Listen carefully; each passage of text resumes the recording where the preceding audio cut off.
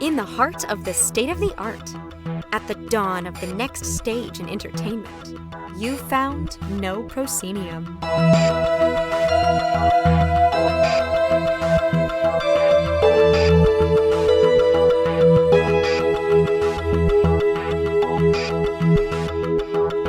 You have indeed found No Proscenium, the voice of everything immersive. I'm your host, Noah Nilsson.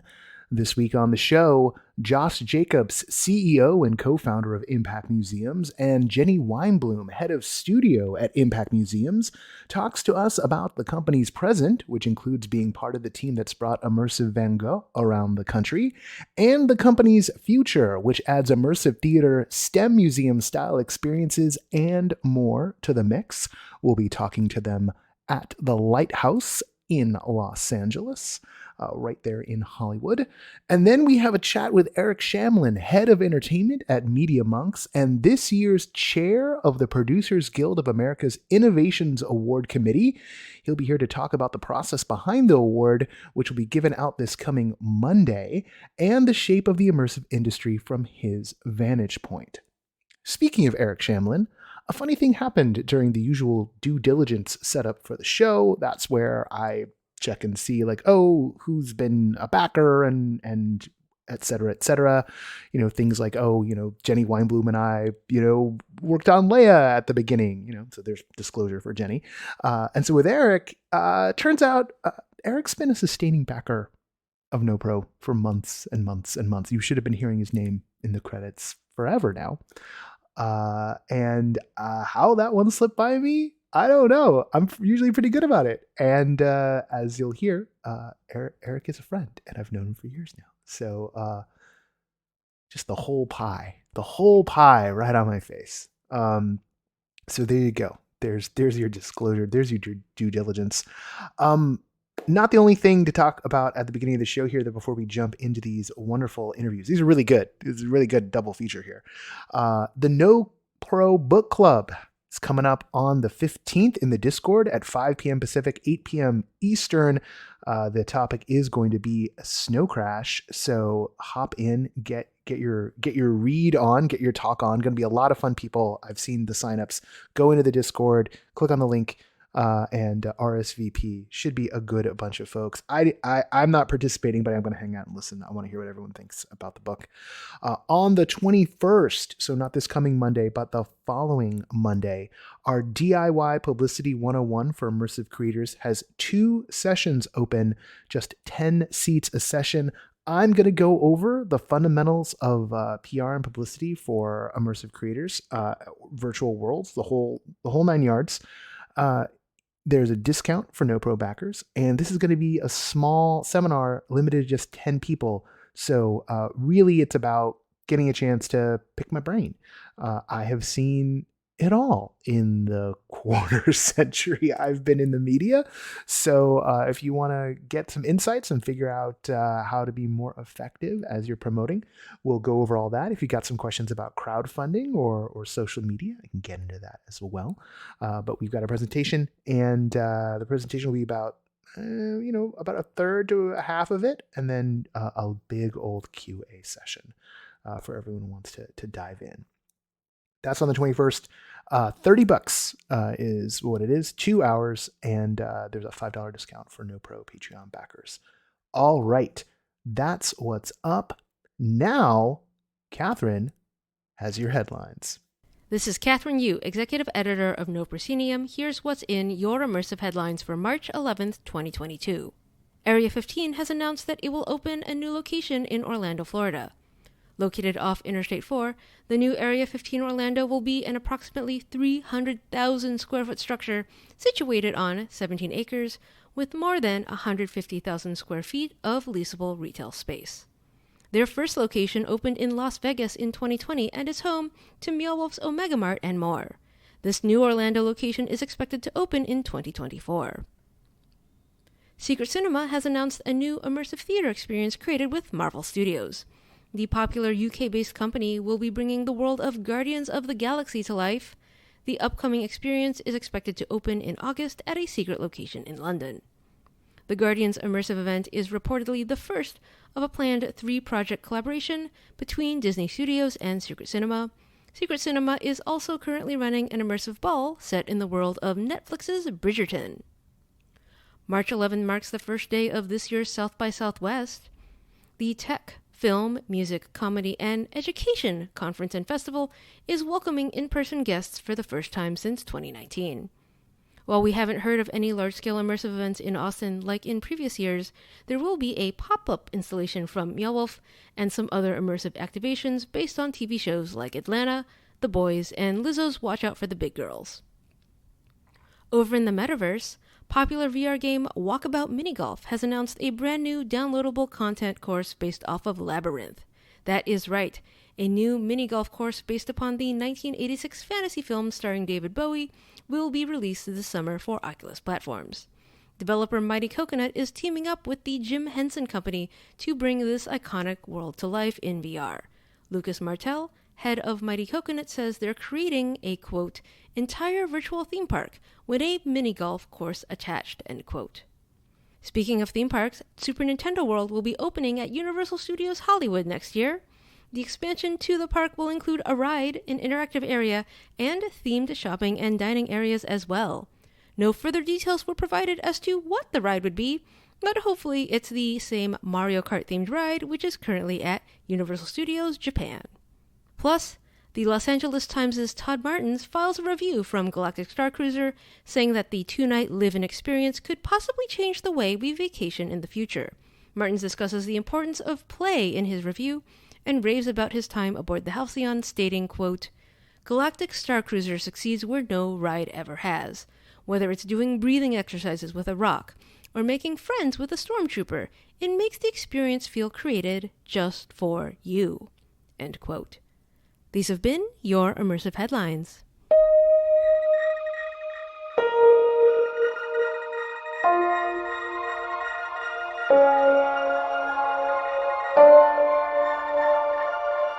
So we're here with now. We'll just jump into the pod, right?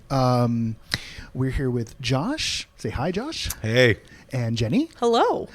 Who you got the full names on in the cold open. We are here inside the Absinthe Room inside the Lighthouse, Los Angeles. Is that right? Did I get that? Perfect. Good. Okay. I knew what it was, but I like to pretend I don't know what I'm doing. It's the Columbo method, so watch out. It's all the absinthe we drank before we started recording. You said that was locked up.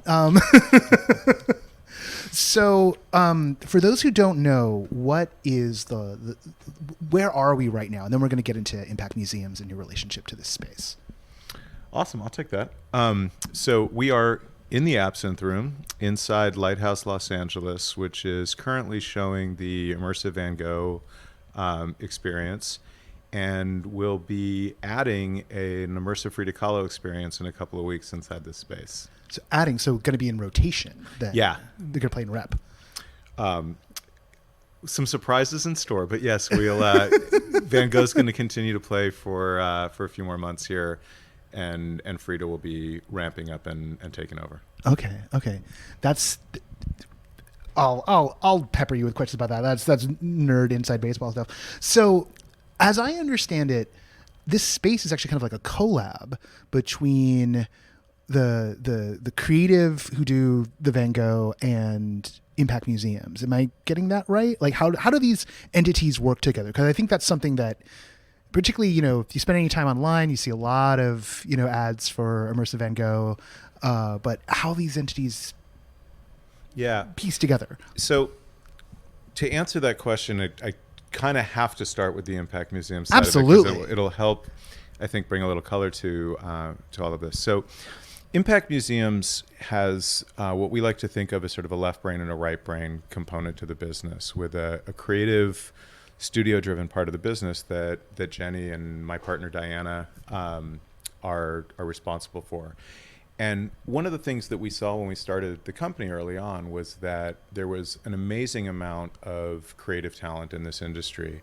And this pattern that we saw over and over again was people would create a show and they'd open it up, they'd have some success with it, and then it would kind of stall out, and it was very, very hard for people to get to a second and a third and a fourth market. And in general, if you look at the last 10-year sort of history of the space, you have a lot of really, really incredible experiences or shows, but they tend to be, we think of them geographically as, Meow Wolf in New Mexico or Team Lab in Tokyo or whatever else. And there really hasn't been a sort of repeated pattern of, what I sort of think of as the global blockbuster that we think of in the music industry or we think of in the film industry. And part of the reason that, that we saw for that is that there just isn't a lot of infrastructure in place for standing up, operating, moving immersive experiences. And part of that is because it's such a new space and there's so much different creative tools in the arsenal that what would a distribution strategy look like for one of these kind of things. So what we realized is that in order to achieve the level of scale that we wanted to for the experiences that we were working on in the studio, we really needed to invest in thinking about how does one build a global distribution platform for this kind of entertainment. And so the other half of our business is really focused on that idea of partnering with amazing creative teams to help them grow bigger, faster, and get to more markets. And Immersive Van Gogh is amazing in that, while there are a number of different companies around the world that are putting on some version of a projection-driven Van Gogh show, it's really kind of, maybe the first experience that I can think of in this genre that's played on 5 continents, that's, done 15 or 20 million ticket sales, and where you have a cultural zeitgeist moment that was literally shared around the world.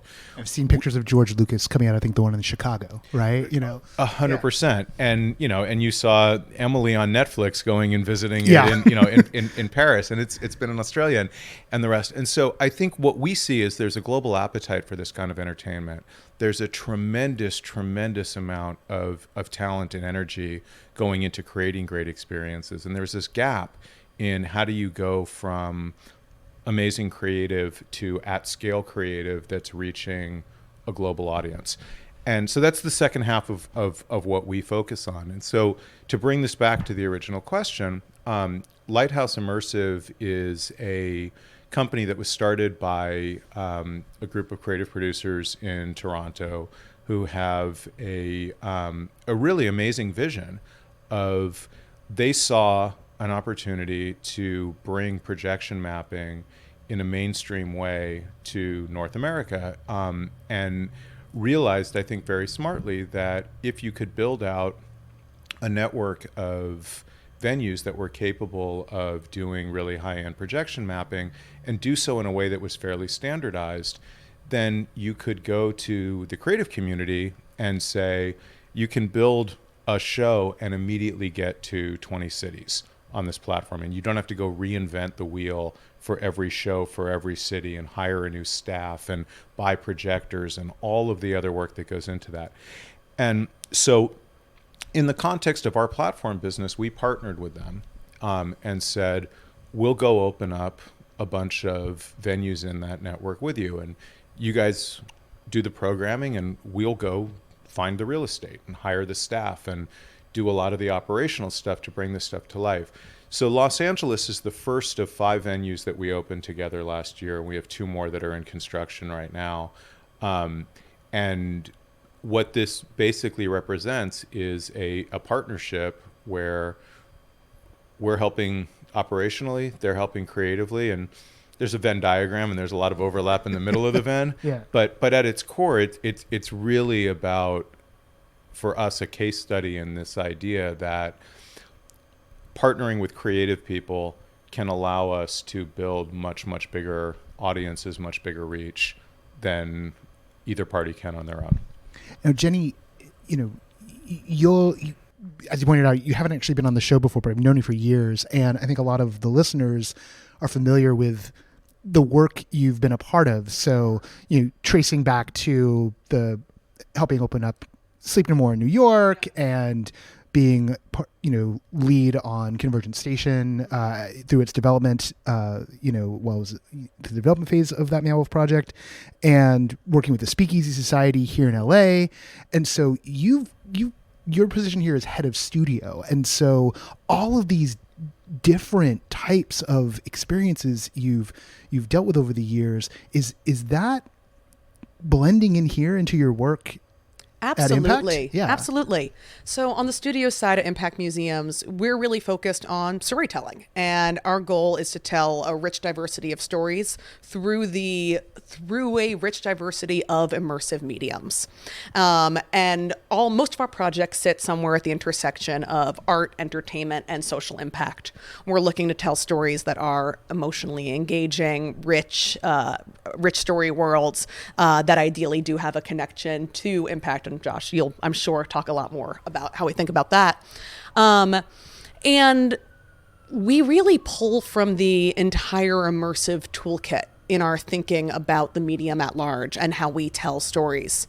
So we're not, I'd say our definition of the word museum is loose, as is our definition of the word impact in many ways, in that these are broad terms that can hold a lot within them.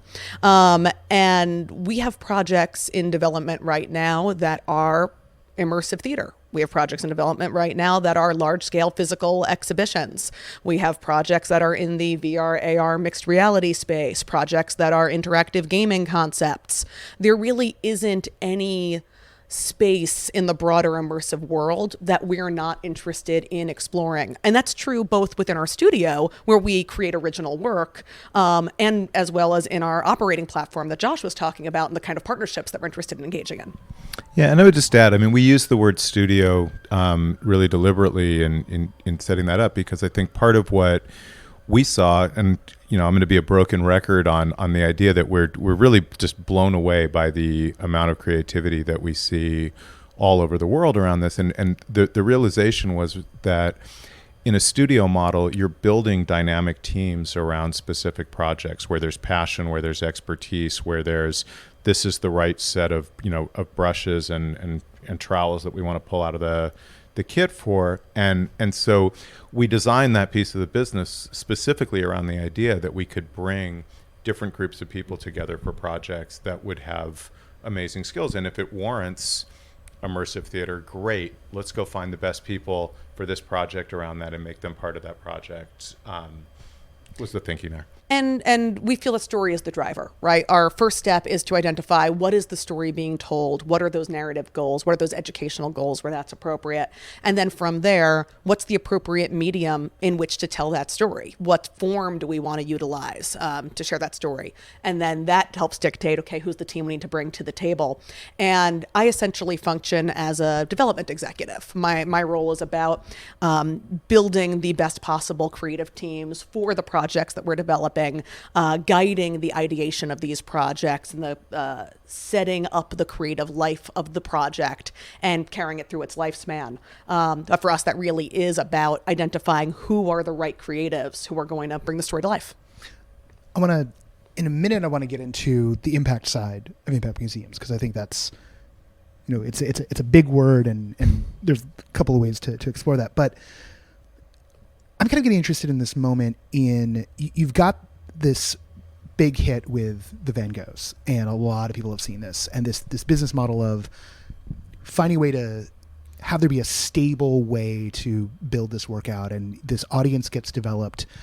And yet something like a projection map show and something like the kind of work the Speakeasy Society does, or even the kind of interactive space that a Meow Wolf builds, like we all in immersive know these are apples and bananas and oranges, right? But they fit inside, like we've got a produce market, but these are different fruits.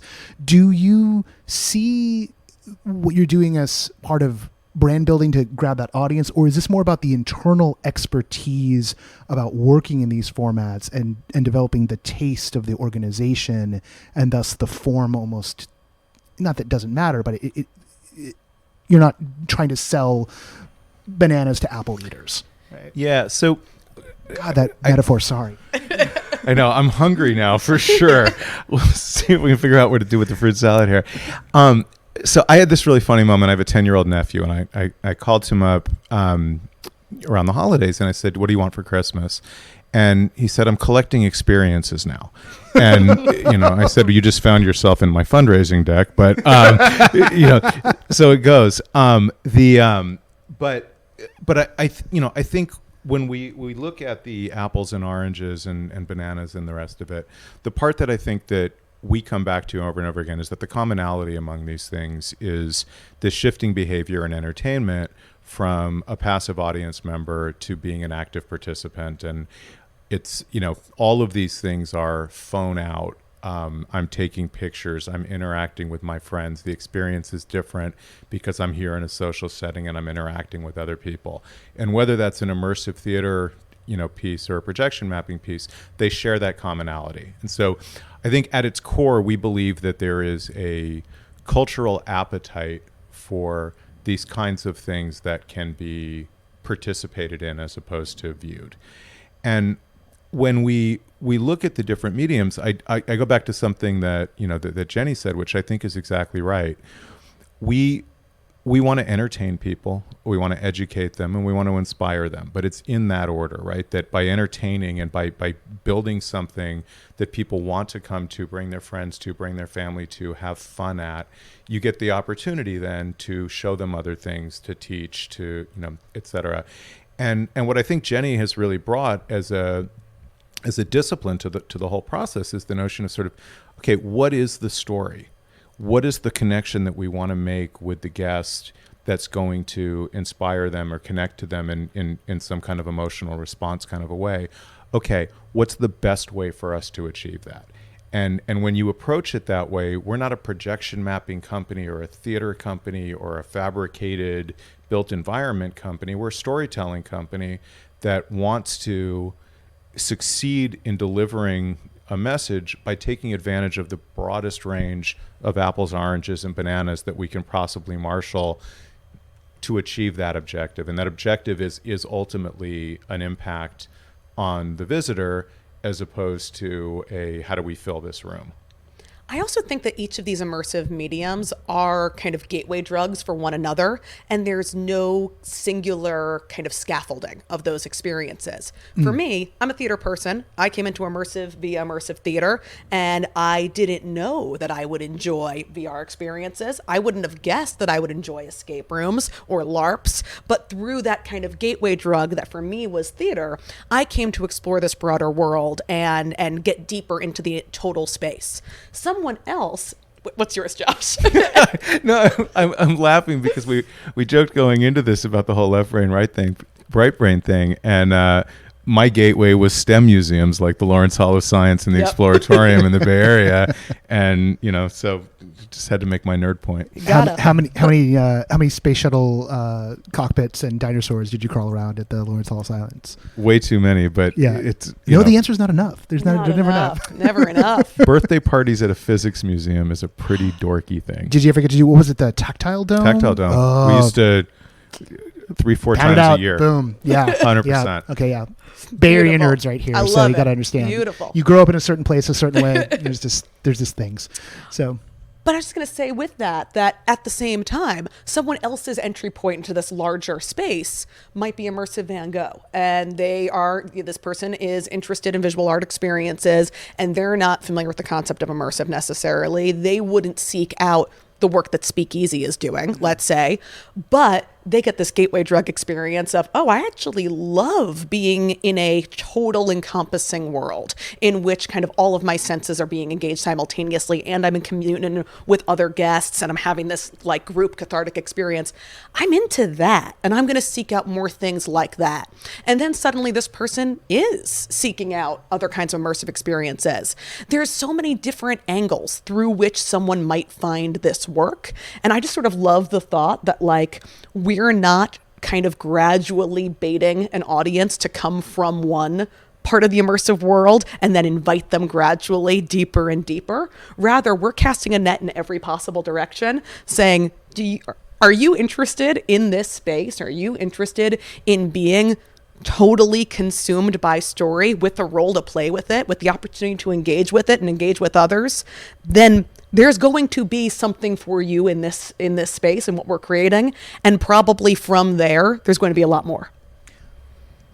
Let's jump into the impact side of impact museums. And I think you probably touched on there, the STEM museums in the Bay Area, the Lawrence Hall of Science and the Exploratorium, which the Bay Area crowd will know, at least of a certain age. The Exploratorium, did it go away They completely? Or they moved. move. They just moved. They're They over didn't- on the right near Pier 39, I think. Okay. Yeah.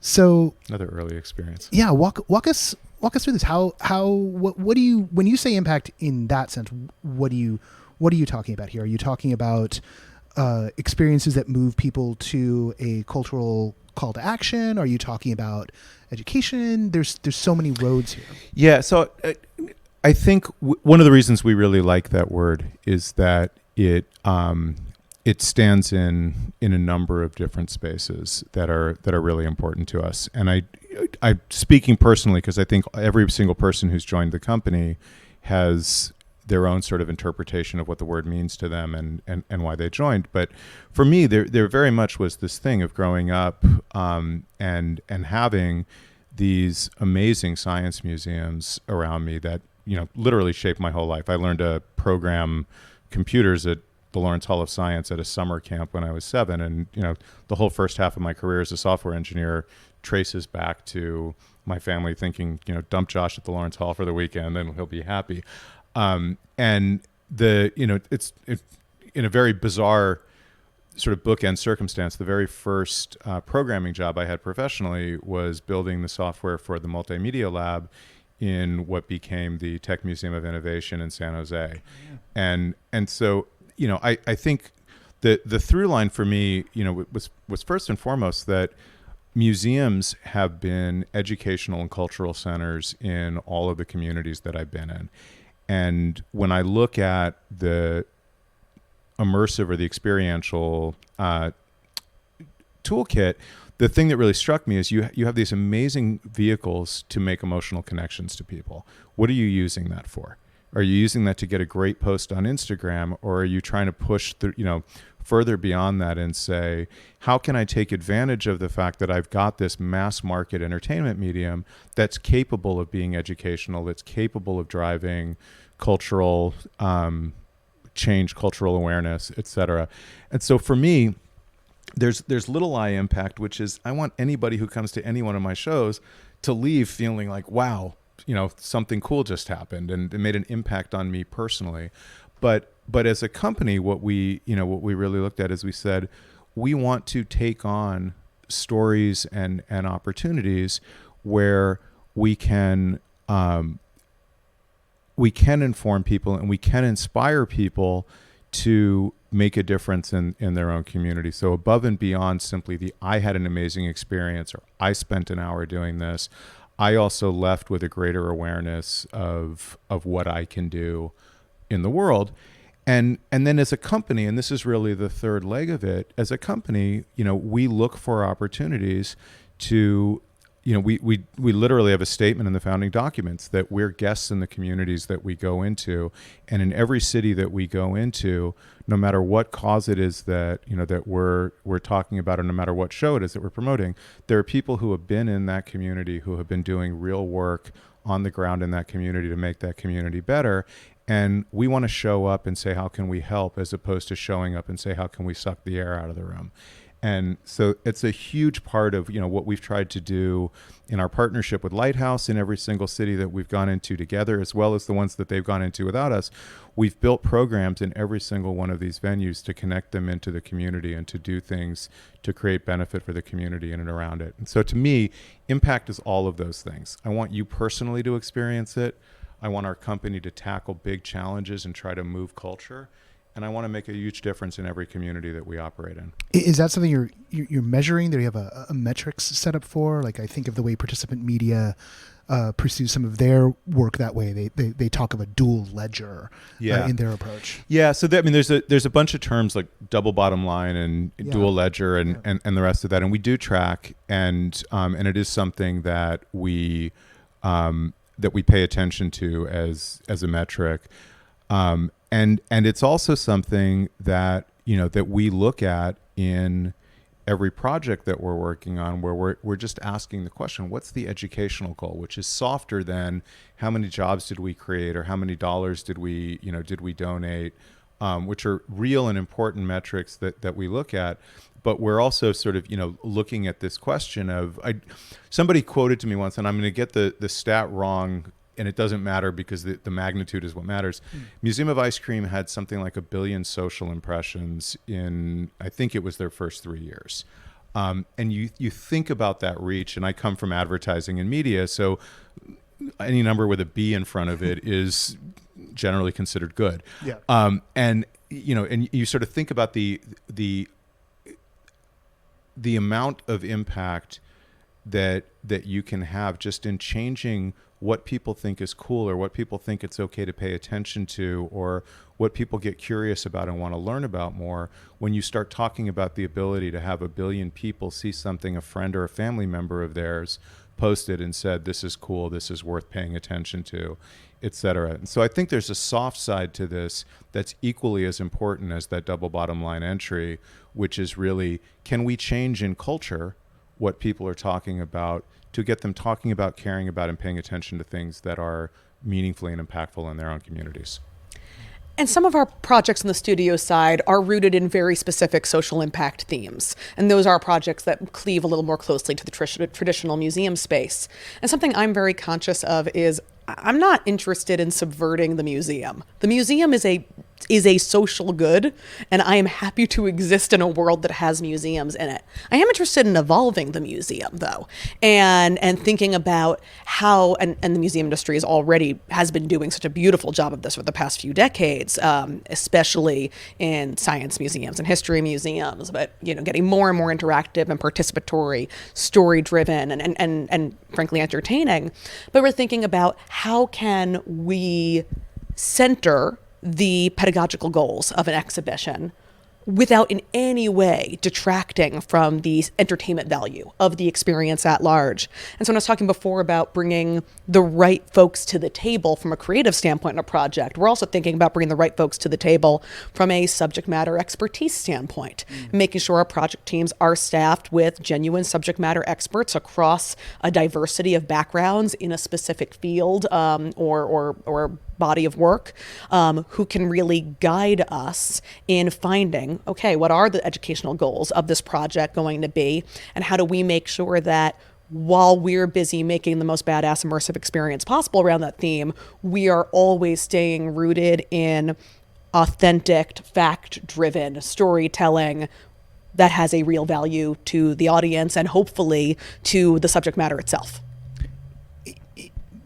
The implication here is that you've got a lot of irons in the fire. So We were busy. Yeah. What's the medium term here in terms of the direction for the studio and for the company as a whole?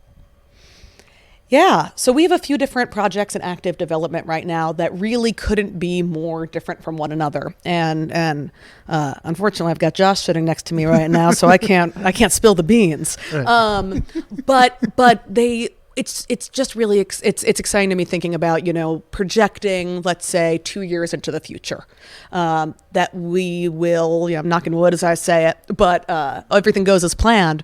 We're going to have projects in the market that are in the immersive theater space. We're going to have projects in the market that are in the science museum space, or closer to that space. Projects in the market that are interactive and gaming driven, and in multiple markets internationally. And we also like to think a lot about each project that we're developing.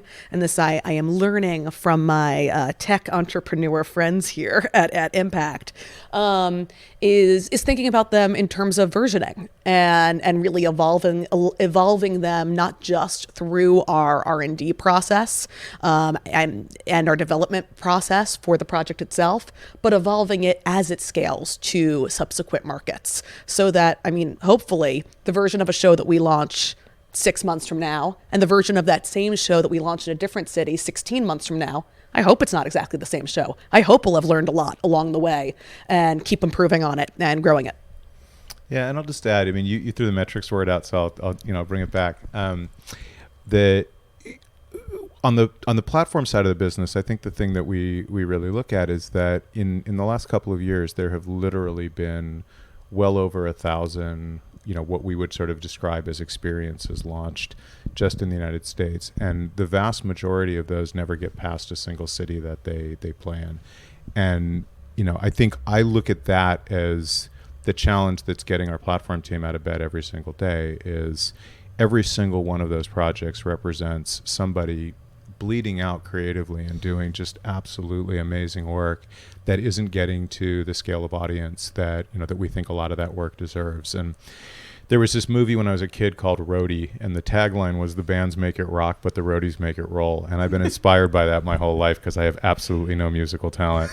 But I love putting on productions and I love helping people get on stage. And I think, you know, when I look at the midterm to, you know, to long term for this business, that's the really interesting metric, is how many projects got to a much larger, much more deserving audience because we had a model that helped them get there. And some of that has to be, I don't want to say the word standardized, but some of that has to be finding a lingua franca for moving these things. I mean, just the idea of packing something up and sending it off, like for whatever's at the Pantages right now, you know, we'll move on to the next city. But the road version of an immersive show, that's a hard nut.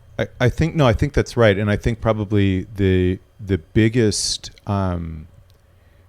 misnomer is that there's going to be a one-size-fits-all venue. And maybe there will be, right? Maybe somebody will put so much capital to work on a global basis that, you know, that they can define a de facto standard like a movie theater or a concert hall. But I think, you know, even if you look at the music industry, there's a difference between a club and a stadium, and you know, and the skills that are necessary and the process around doing a show and then all the rest of that are different things. So I think we look at this as there are going to be multiple models for how things reach scale.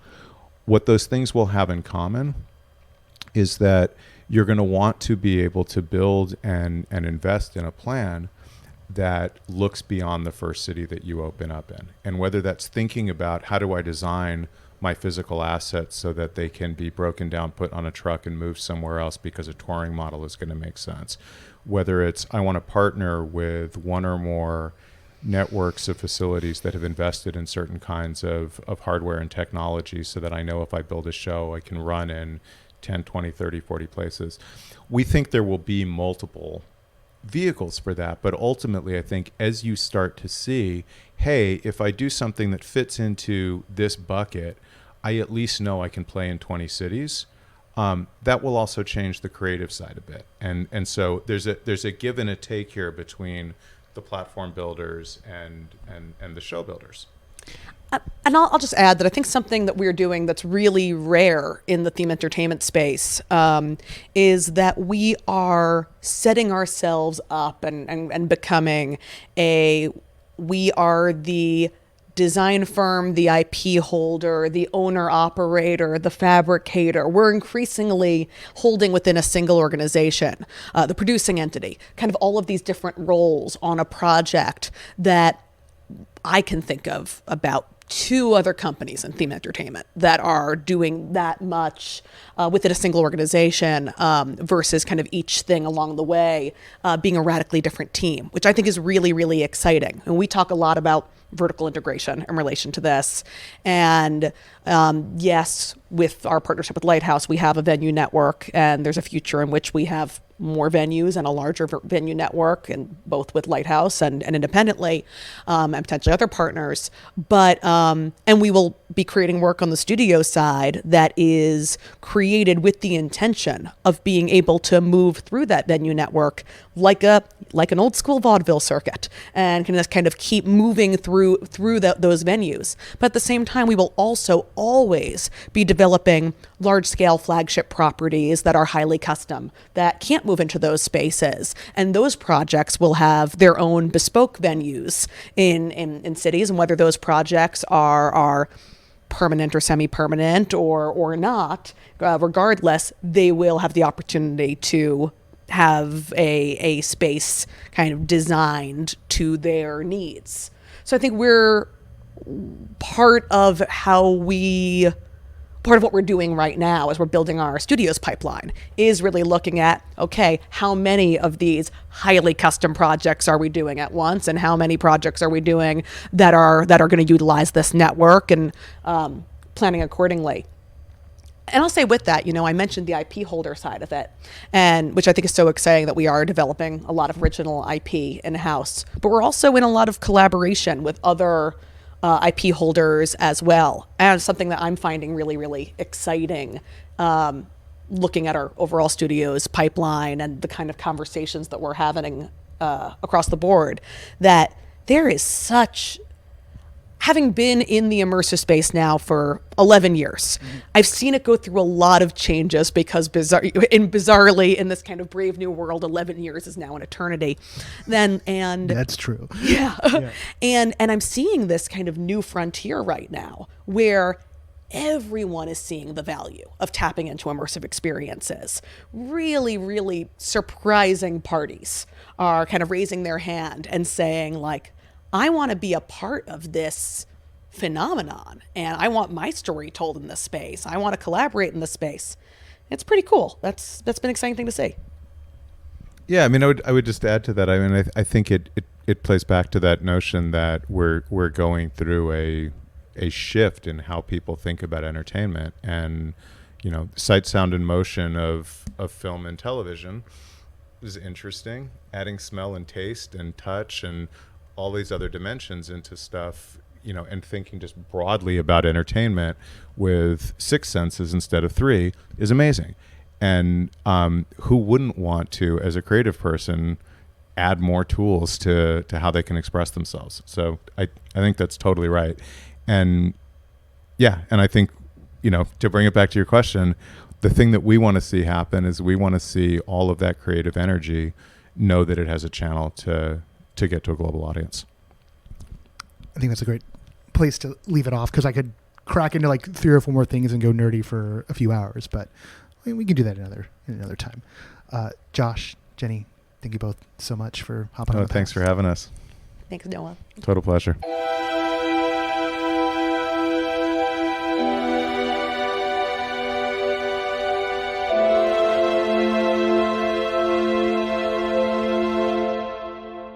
For the past few years, the Producers Guild of America's Innovation Award has been one of the most inspiring and indeed hope-giving awards I've found in all of awards season, because of the dynamic range of projects that are pulled together.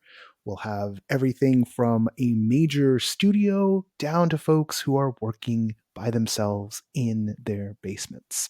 Joining us this week on the show is Eric Shamlin. He is the head of entertainment at Media Monks, has been a member of the Producers Guild for 8 years, and this past year has been the committee chair for this year's PGA Innovation Award for 2022. Eric's also a friend of the show. Eric, it's so good to have you on the show for the first time.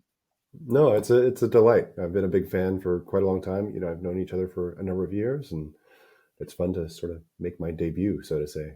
Yeah, no, it's great. Just disclosure, like Eric and I are buddies. We'll go out to dinner sometimes. It's one of those things, and it's funny because I got the press release in for the award, as we've done for the past couple of years, and I was like, oh, it'd be nice to talk to someone like on the jury, and the PR folks came out and was like, oh, this is Eric Shamlin. I'm like, oh, you are kidding me. So, Yeah. I was like, yeah, please, let's do this. Yeah, that's fun. And conversely, for the listening public, I also host an immersive festival in China, and Noah was one of our guests of honor a couple years back, pre-COVID, and it was quite a delight to kind of hang out in Qingdao, China together.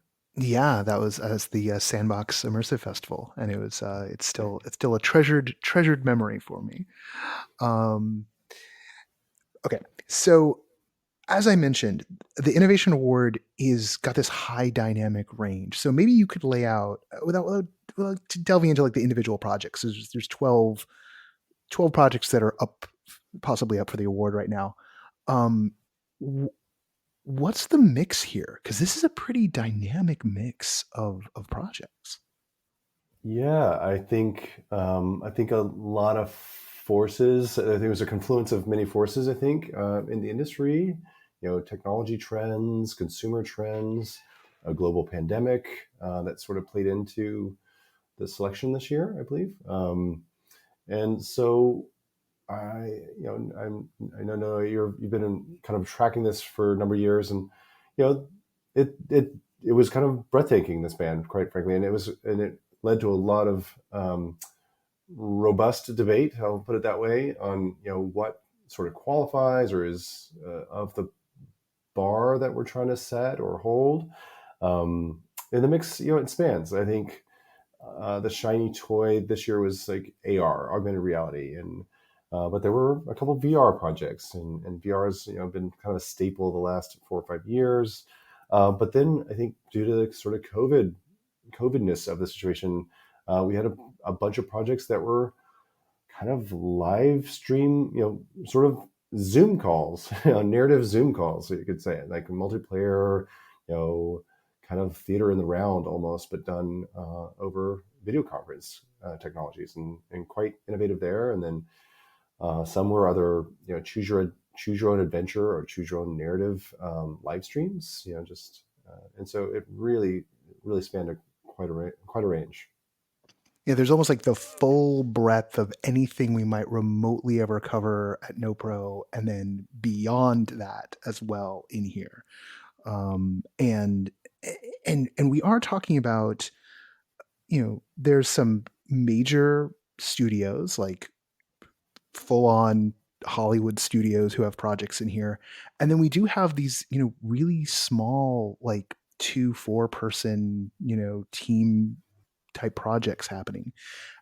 How does the jury how do these things catch the jury's eye, and what are the threads between something like a major studio project and, say, something that's happening from individual AR artists who have banded together for a social impact project? Yeah, it's a valuable question. That was something we kept going back to with both the committee and the jury along the way. And to sort of set the table a bit, I think there were upwards of 40 submissions we had to go through, and ultimately narrow it down to 12 finalists. And there's a temptation, I think, when people hear about that, to think that we compare them to one another, and that's kind of a strict rule. We don't. You judge each project on its own merits, and there's active deliberation, discussion. We all review the materials. This year with COVID, it was a little bit harder, but we did our best to make sure all the jurors were informed, and and that allowed the debate to happen. But we don't get into comparative analysis so much. We're not comparing an indie with a studio. We're just like, is this project achieving its own goals? The PGA has kind of a lens. We're not a film festival or an indie art house.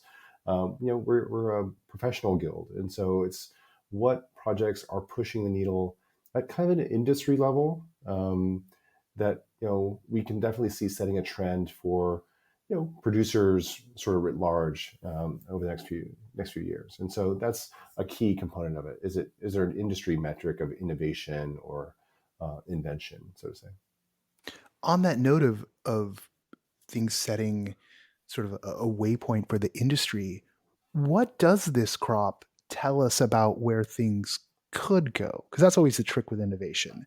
It's a glimmer of possible futures. Exactly. I think what the commonality on these were accessibility or availability. We've turned a corner with some of these immersive technologies, that they're more broadly available than they were just even a couple of years ago, through the advances of mobile phones or location-based entertainment, museums. They're just more widely available, I think, is a big one. Because as an industry, we're trying to tell stories at the broadest possible level, at push mass entertainment, so to say. And obviously, innovation or projects of this type are notably smaller or more niche in a very clear way. But do we see the path towards it impacting mainstream entertainment or mainstream storytelling? And so I think accessibility or availability for some of these emerging technologies was probably a key defining metric we went with, and particularly on, kind of obviously the sort of Zoom or video conference based experiences that we saw. That was just a clever use of those technologies, and we're actually seeing some of those platforms start to bring those features, sort of choose your own adventure, threading of videos and whatnot. We're seeing those features now actually become part of the products themselves, the platforms themselves, and so we can definitely see this is a medium that might likely take legs, and we'll see versions of it throughout the future. As I'm looking at the crop, I'm also, I'm thinking about how over the past few years of VR and AR and these explorations of digital storytelling, so many things, over the past half decade have been maybe two steps up from a tech demo, and that's what's been catching the eye of innovation juries. In here, there's a fair amount of storytelling. There's a fair amount of people reaching for meaning and for performances. Is that also something that you're finding, or that the jury was sort of looking for, like, not just, oh wow, cool tech, but really this is using the technology to create a moment? Yeah, I think it was a big theme of the conversations. We're not a tech award. We're a storytelling award, if anything.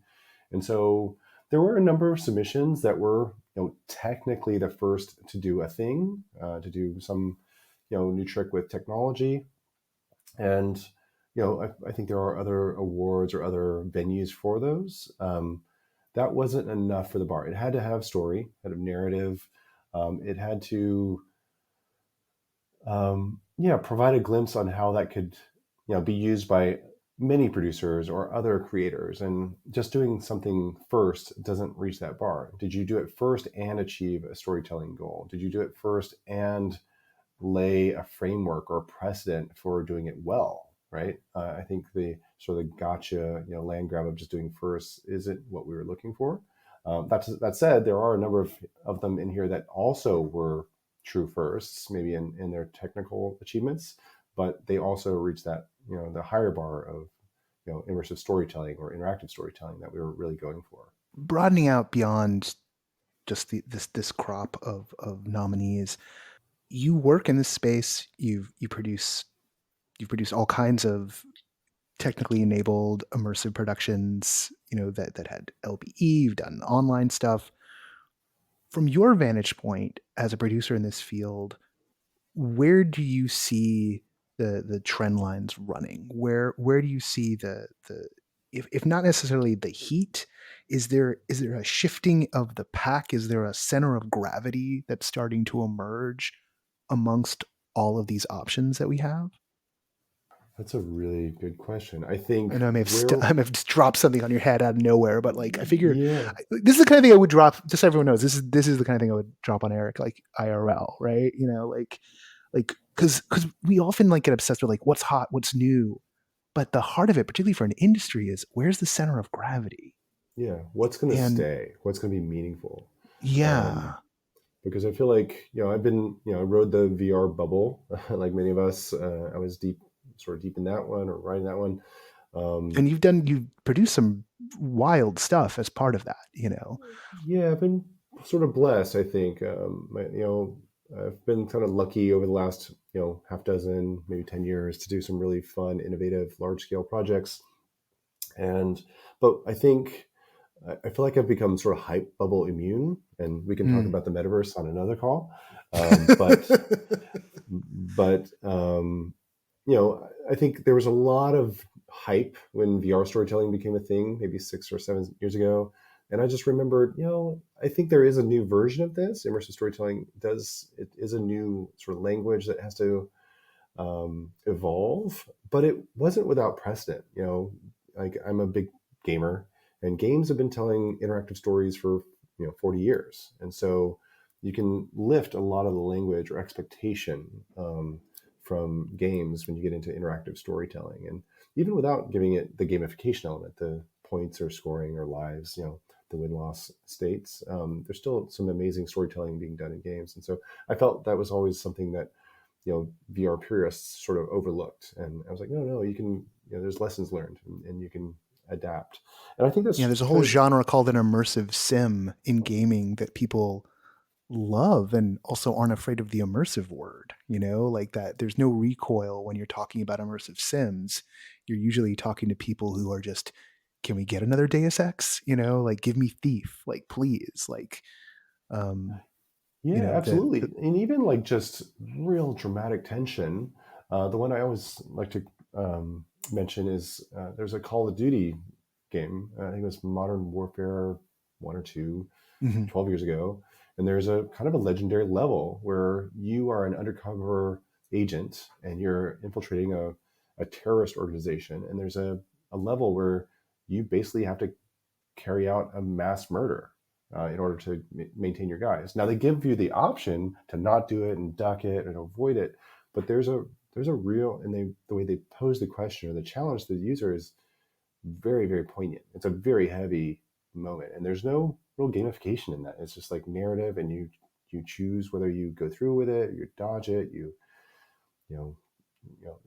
they gave you really meaningful options. And so I always love to trot that one out because and I know it got a lot of like debate in the media that Call of Duty is making you a terrorist and whatnot. But I actually thought it was just like really well done interactive storytelling where you get true stakes, and so, yeah, not to sort of beat on that horse, but I feel like VR and immersive storytelling, AR storytelling, can leverage a lot of those lessons that games have sort of pioneered.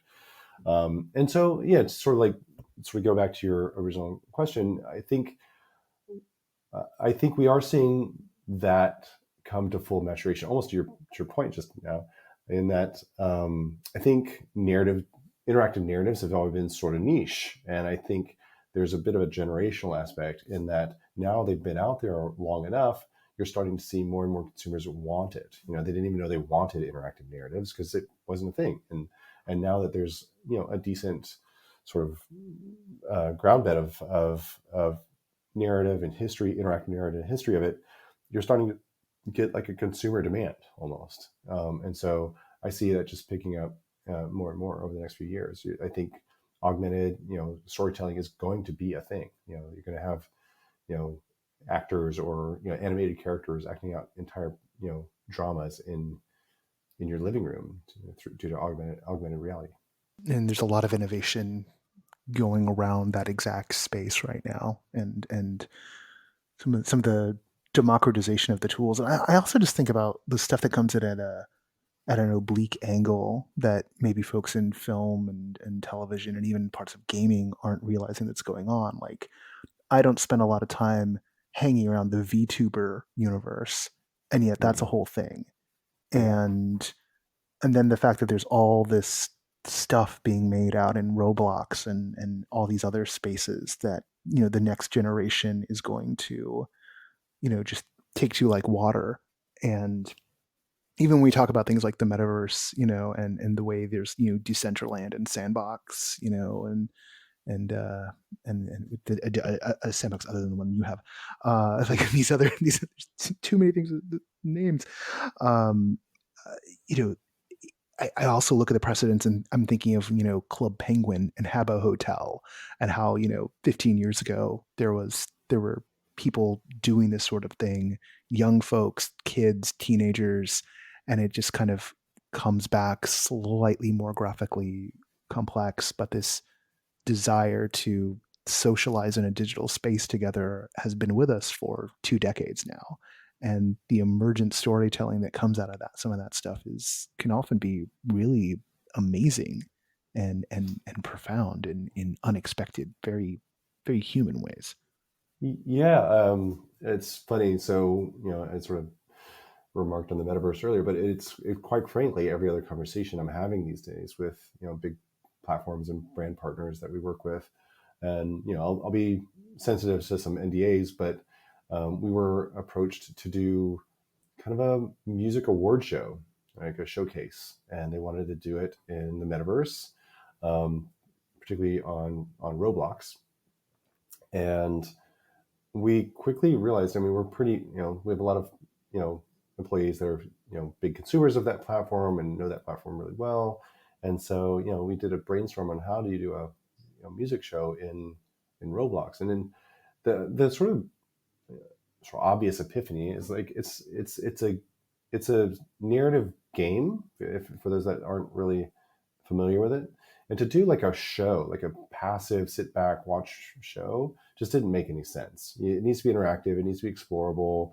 It needs to have some kind of light narrative. And so that's what we ended up doing. We sort of unpacked it and created kind of a animated adventure that, throughout key points celebrates these musicians, and so they become sort of the ensemble heroes of an awards show in a weird way. I know that's completely broad and vague, intentionally Broad and so, vague sounds kind of dope. So, but you'll start hearing about it here. I hope, knock on wood, you'll start hearing about it as they promote it here in the next few weeks. But that was one that was kind of a unique challenge, just a creative challenge, because it's hybridizing, it's hybridizing mediums. You want to tell an award show story, but it's in a metaverse platform, and it's a metaverse platform that's targeted really at kids, and not just kids, but they're creator kids. They're kids that love to build things, right? Yeah. And so all of that is kind of an incredible or interesting challenge, creative challenge. How do you make it in a way that just not speaking to those kids, but inviting those kids to play along and be part of the show? It's a gloriously exciting time to be playing around with these edge cases, which quickly get moved into the center. So, this is going to drop on Friday the 11th, and the awards are going to get announced the next Monday. So, which should be people keeping an eye on to know the news. There's an event, a PGA event in New York on Monday, where all of the finalists have been invited. I don't know how many will show due to COVID and travel, but the winner will be given a chance to give their acceptance speech. And I think, I know they're all super excited. I was in direct comms with them the entire time, and I just wish them all luck, and they should stand with their head very high, because it's a very polished, very professional group of creators at both ends of the spectrum. Well, Eric, thank you so much for hopping on the show this week and letting us know what's up, and giving us a even wider overview of the world as you see it right now. Thanks for having me.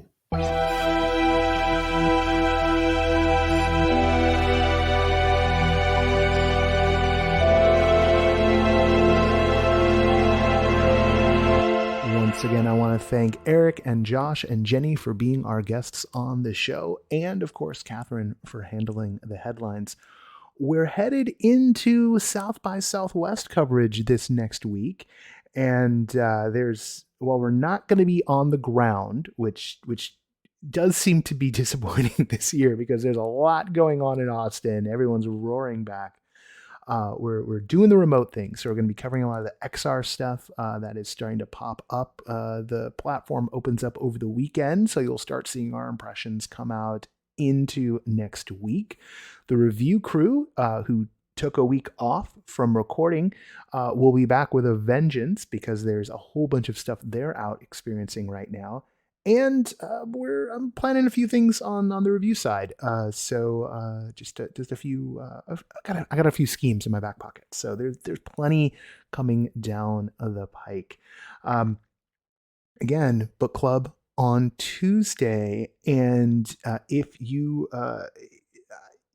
the DIY publicity session, it's a good one. So if that's in your future, if any of that, or if you want to sharpen up, there are still slots left, so swing on through, and I'll impart what I know in those sessions. So you can find those links in the show notes. There's plenty on the horizon. I can't think of any specifically right now. The tenor does feel like it's changing. It's the weirdest time yet, and the economy is, of course, going through all kinds of shocks, and just know that ain't going to get any easier. A very cheery tweet was like, if you like the gas prices now, wait till you see what happens to wheat in the fall. Because Ukraine's where a third of the wheat comes from for the planet. So yeah, fun times, but no one's backing off of our sector. So great. That makes me happy. I feel kind of weird about being happy about anything these days, but it's good to have things to be happy about. And you know what? We do believe that this kind of work is soul affirming. So yeah, more of it. More people flock into it. People are looking for something more than the horrors of the world as transmitted by their phones and their flat screens. And turns out some of the folks in this creative community might just have the keys to the doors that leads to where people want to be. So there you go. There you go. All right. This entire project is made possible through the generous support of our Patreon backers. My life is made possible by the generous support of our Patreon backers. Somehow, between that and an SBA loan, we have survived 2 years. And there's more than survival ahead, but we do need your support. Patreon.com/NoProscenium. If we can grow this backer community, we can branch out and do more, and I won't have to go run and take a job in-house somewhere. We are not past the hurdle where that is the thing that needs to happen. So please, if you can, patreon.com/NoProscenium. Join the likes of our sustaining backers, Ari Hurston, Chris Woolman, Eric Shamlin, Deborah Robinson, Elaine, Jay Bushman, Jerome Joseph Gentes, David Bassick, Lonnie Hanson, Mark Baltazar, Samuel Mustry, Sidney Guillory, and Jan Budman. Thank you all. The associate producer of this is Parker Sella, who works for Lighthouse, by the way. Music for No Proscenium not in Los Angeles though. Music for No Proscenium is by Chris Porter of the Speakeasy Society. Special thanks to Siobhan O'Loughlin for voicing our intro. Catherine Yu is the executive editor of NoPro and does the headlines for this show.